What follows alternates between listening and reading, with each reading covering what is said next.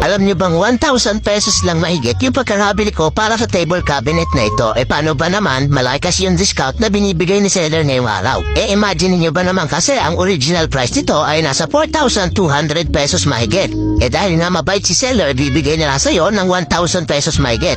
O di ba napakalaking tipid, tamang-tama ito pang regalo sa anak mo? Kung yung anak mo nag-aaral pa, o tamang-tama yung table cabinet na to kasi dito pa lang pwede na siyang gumawa ng assignment niya. Pwede niya ilagay yung mga notebook na rito, cellphone, at iba pang mga gamit sa paaralan na ginagamit ng anak mo. O diba? Nagkaroon na siya ng magandang cabinet. Gaganda pa yung bahay niyo kasi aesthetic tingnan yung ating table cabinet. Kaya kung ako sa'yo, huwag ka na magpatumpik pa.